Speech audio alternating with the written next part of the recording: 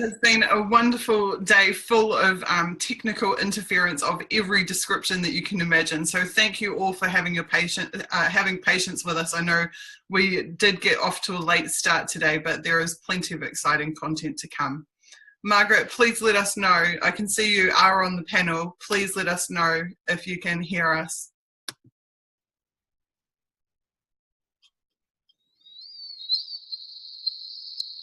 Margaret, you may simply have to leave the Zoom and then return to it. That may help you. Ah, I see. She was disconnected. Okay. Here we go. There she is. Okay, I'll leave you. Hope I'm leaving you to it now. So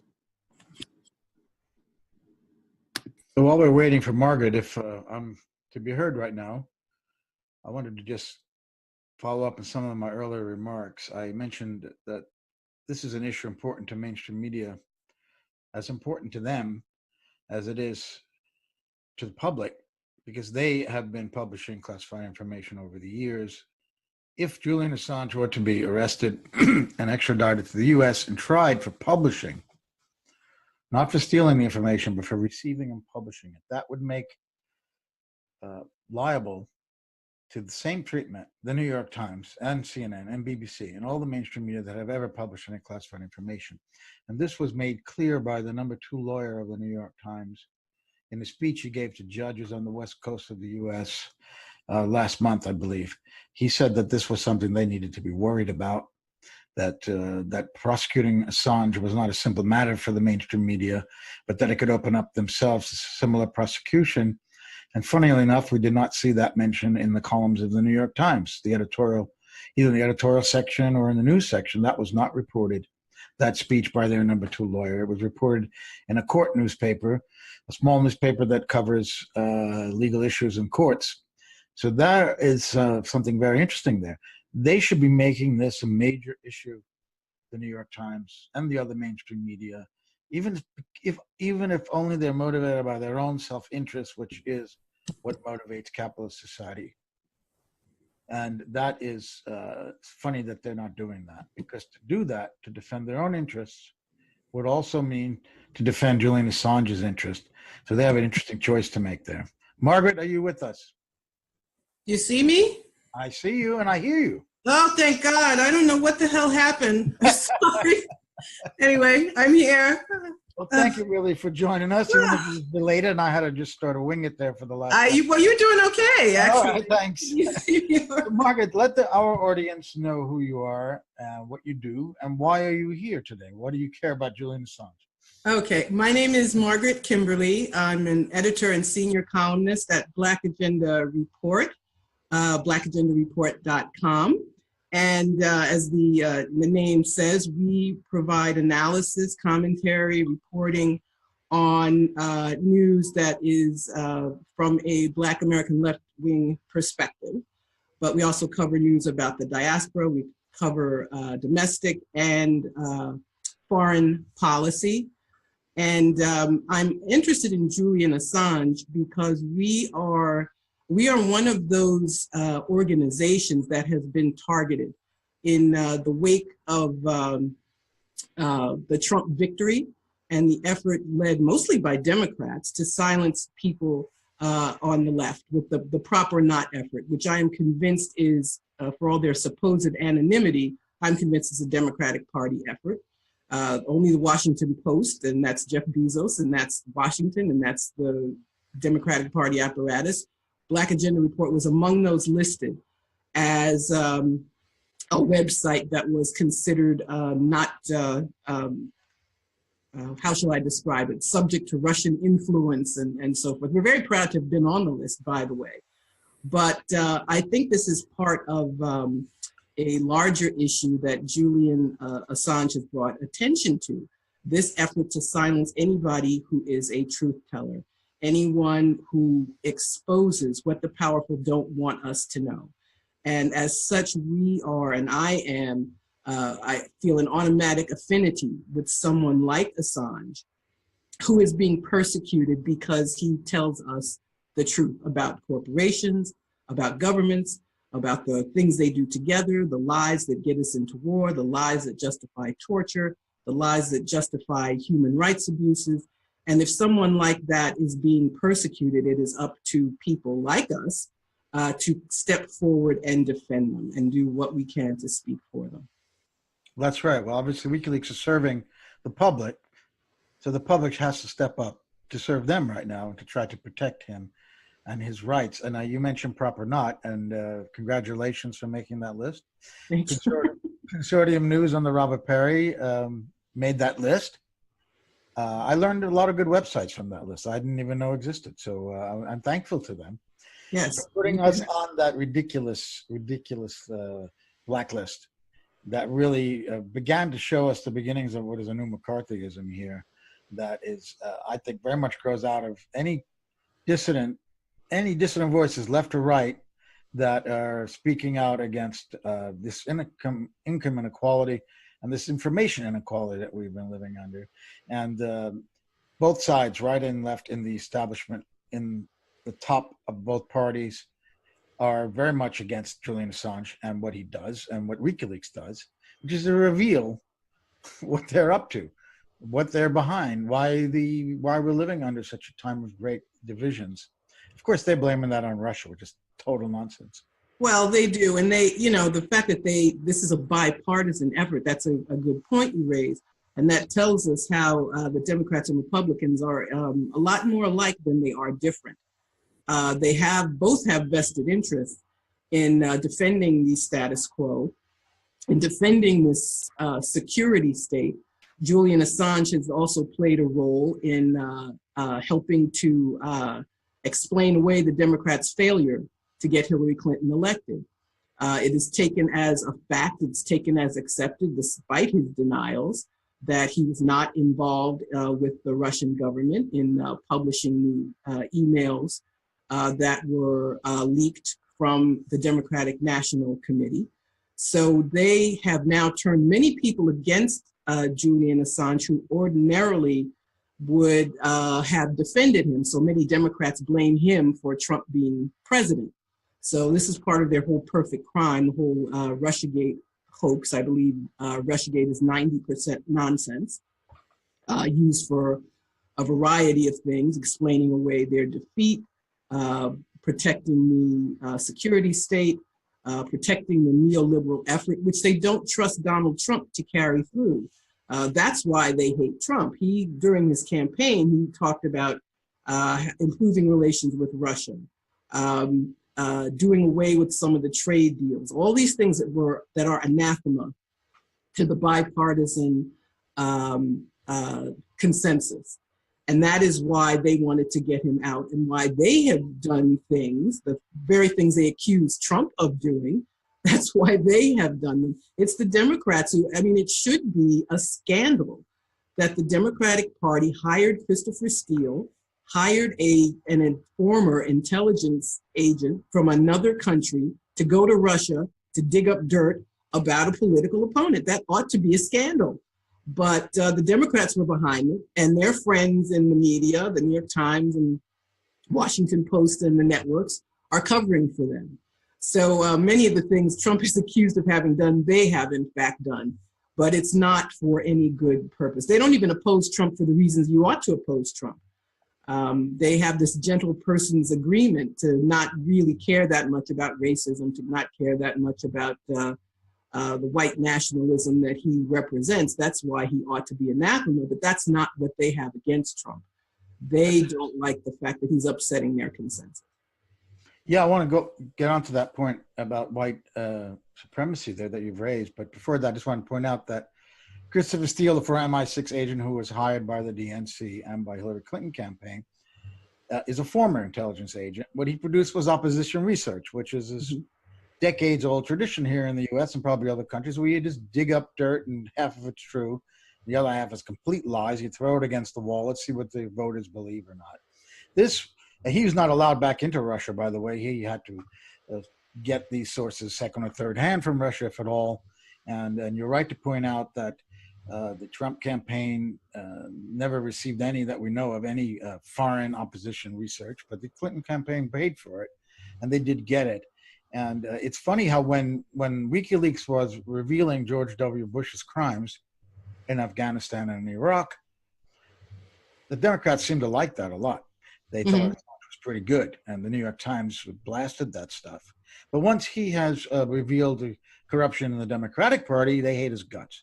So that just shows you the deep partisanship that we have right now. And we have Donald Trump saying he loves WikiLeaks, which is absurd to think that a Republican would ever have said that. But because that shows you the bipartisan nature of WikiLeaks, that it is not a partisan operation. And Julian Assange said clearly that the choice between Trump and Clinton was like a choice between cancer or gonorrhea. So if he had received Republican Party emails on the scale that he did of the Democratic emails, Margaret, do you think he would have sat on them and not published them? Or do you think that because he didn't get Republican, that he had to sit on the Democrats because he didn't have the equal amount from the Republican, so he had to suppress the publication of the Democratic emails? Do you think that's something Julian would have done? Of course not. I mean, we know that he would have done what he does. He's a journalist, and he would have revealed anything that in material that came his way, however it came to him and from whomever. But you know, telling the truth is inconvenient there. He has to be demonized in order to explain away this political earthquake of the Trump victory. And it has worked all too well. It's unfortunate that this campaign is so ubiquitous about Assange, about Russia, and so much of it is untrue. One of the things I think you were talking about when I couldn't get on was about Gareth Porter proving that these charges of Russian hacking of state elections was a lie and concocted starting with the Obama administration. So this is why we need Julian Assange to be free. And not only is it the right thing to do, but we have to have people to expose this, to expose the wrongdoing, the corruption from corporate interests, from governments, from their collusion together, from the collusion with corporate media. It's funny that Trump says the media are the enemy of the people. Now, he just says that because they don't play ball with him if they criticize him. And if he was smarter and if he curried favor with them, they would curry favor right back.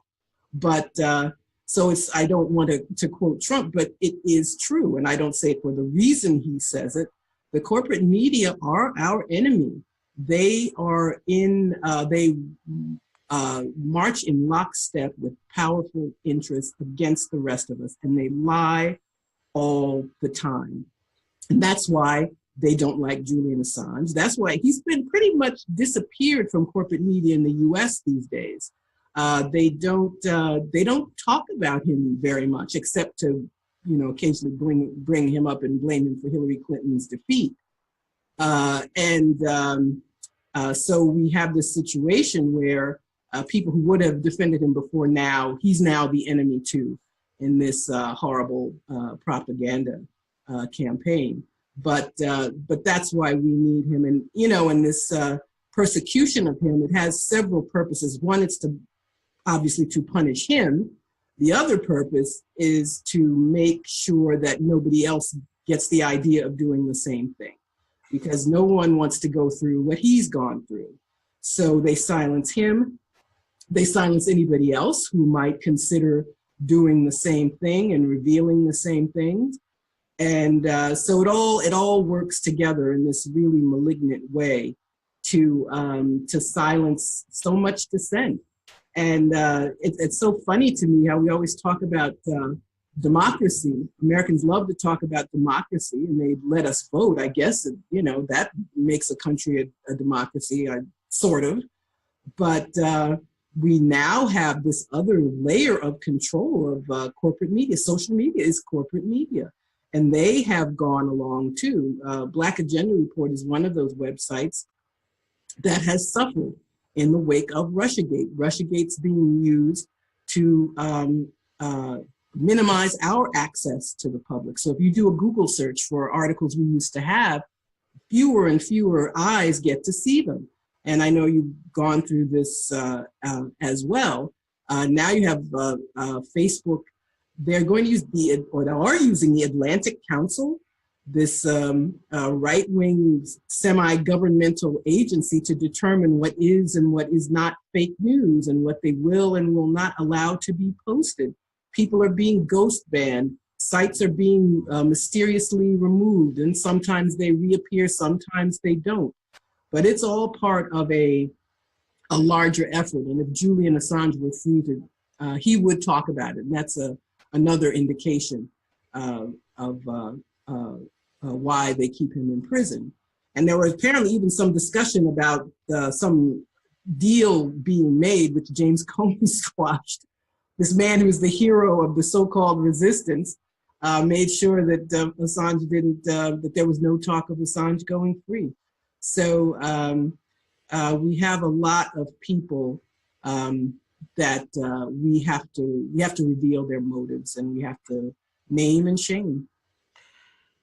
You're right to bring up Atlantic and Google, and this is censorship by proxy. Of course, the First Amendment of the U.S. Constitution does not allow government to censor the news. That cannot use prior restraint to stop people from publishing anything, but they could get and put pressure on Facebook, Google, Twitter, as they have done in open congressional hearings, actually badgering these CEOs to do more to stamp out what they are calling Russia propaganda, which is actually information and news and analysis that is critical of the leadership of both the Democrats and the Republicans. And like any tin pot dictator around the world, whenever there's legitimate social unrest, legitimate criticism for legitimate problems, you blame a foreign power.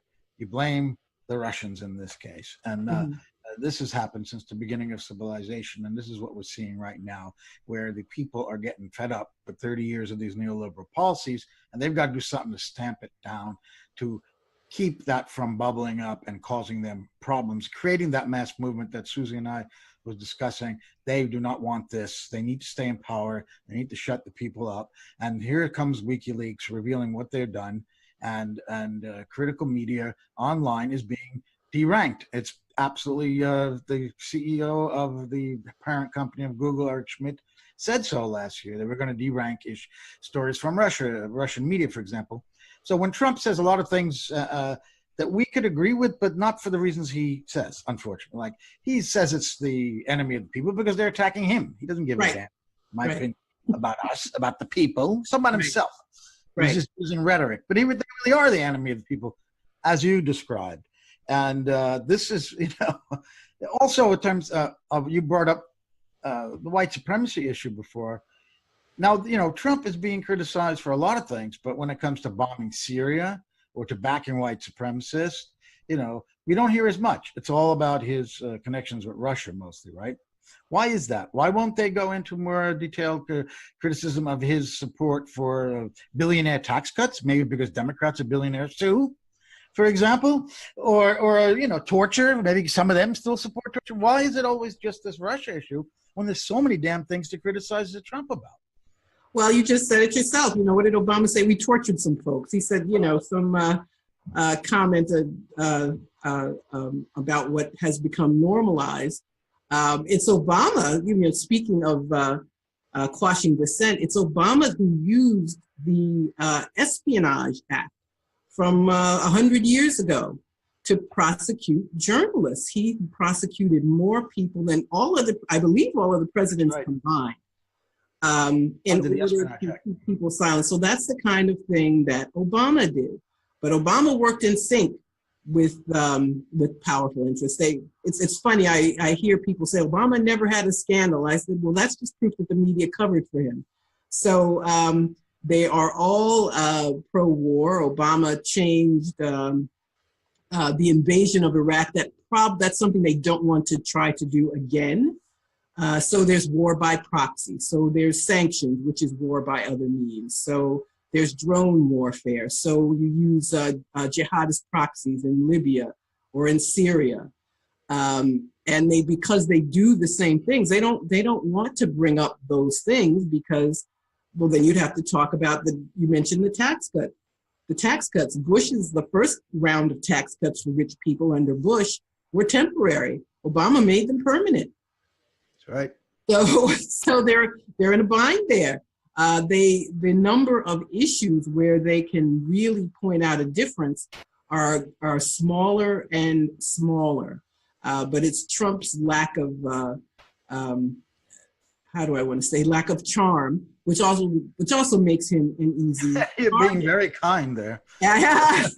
He's such a vile person that he doesn't have there's no veneer with him. So with other presidents, their wrongdoing, you could say, oh, doesn't he looks like a nice guy, or he loves his wife, or, something positive about that person. Trump, there's no positive. And, so it's harder for him to get away with doing the same things. And it's obvious that if you speak well, if you don't say stupid things, if you're not blatant with your racism or your imperialism, you can get away with anything. And that's the lesson of Trump. He can get away with less because of the person that he is. And it's a very sad comment that, Obama's being lifted up as this perfect being because he knew how to behave in public. It's like he knew, he made friends with the right people. He, former CIA Director Brennan, and Trump taking away his security clearance. Well, Brennan, and let's not forget, these guys are bipartisan. They work for Democrats, they work for Republicans. So Brennan, he was one of the people, he was the kill list guy. And now he's being lifted up as this resistance figure when he was the one who worked with Obama every week to decide who they were gonna murder, including American citizens.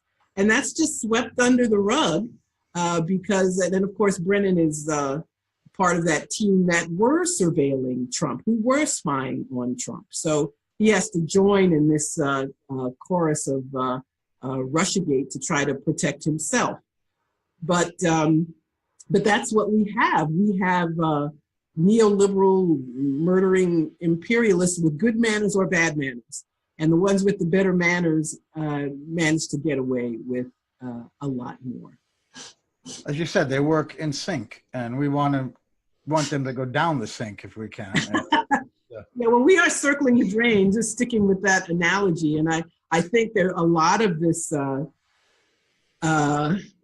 Russiagate and so forth is an effort to try to stop what I think is happening anyway, this the crisis of the capitalist economies in the West, and the effort to try to prevent any other country like China or Russia from supplanting these powers that are in crisis.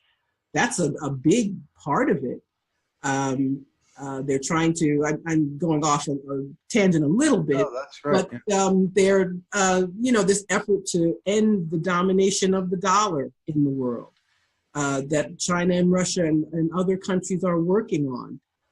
These are the reasons that they're seen as rivals. It's not because they're bad. It's not, and I'm not saying they're necessarily good either. Let me add that. But, the United States doesn't care about a leader being good or bad. I mean, my God, we're in league with Saudi Arabia, for God's sake. Among other things, killing, it's a genocide in Yemen, and it wouldn't be happening without US support. But they've been identified as an ally. So nobody cares what this feudal monarchy, which is starving people to death in Yemen, they don't ever talk about what they do. So we're being gaslighted constantly about Vladimir Putin, for example, as the villain du jour. I can't recall any other foreign leader being demonized to this extent, even in the days of the Soviet Union during the Cold War. It's fascinating, actually, but that's the real reason that the United States demonizes anybody who won't let them have their way. And Putin was willing to go along to get along for a long time, but you can't install an anti-Russian regime in Ukraine right on his border and not expect him to get ticked off about it. But these very simple, basic facts are kept from people. And if you read the New York Times in foreign affairs anyway, I'd say 90% of it's untrue. And they're going to greater and greater lengths because of the lies they've already told. So every day it's some new foolishness. It's like, well, we had CIA agents in Moscow, but now they're not talking to us. Well, they made up that story to begin with. And maybe they're trying to overturn the midterms. It's really scandalous. It's terrible what they have done and the way they disinform. First I heard about Soviet disinformation, or now it's Putin's disinformation. Well, we have our own regime of disinformation right here. And that's why we have to be where we are today. Well, a couple of things that you may raise some really interesting points. First, about the mainstream media and how they operate and their lies. It's mostly a mission. I've worked 25 years or more in big corporate media like the Wall Street Journal and Boston Globe, whatnot. And I worked next to colleagues from all over the world at the UN headquarters for 25 years in New York. And they're not as bright as we might think that they are. And they listen to what their government officials tell them, and they accept that. And so the lies are really originated, in my experience, from government passed through to journalists to the public. It's the unquestioning nature of the reporters that's the problem. They're supposed to challenge this, say, wait a minute, back that up. But no, they believe unnamed intelligence sources, everything they've told them about Russiagate. So they're just a conveyor belt for government lies. And their real fault there is not lying themselves so much as challenging the lies of government or the dodgy statements, the half-truths. They are not holding these people up to account. And that's what the press is supposed to do. So that's where they really fail there. Now, you also raised the point about Russiagate being a geopolitical issue, not just a domestic one, as I have been alluding to, that they were blaming Russia for the internal unrest inside the U.S. or inside the European Union as a reaction to 30 years of these government policies that have shifted enormous amounts of wealth from the people to the 1%. So that people are rising up to that after 30 years, and they're getting ticked off. And we saw this in the insurgencies in the U.S. election 2 years ago, and in the French election, and in Brexit. So this is where the nervousness comes.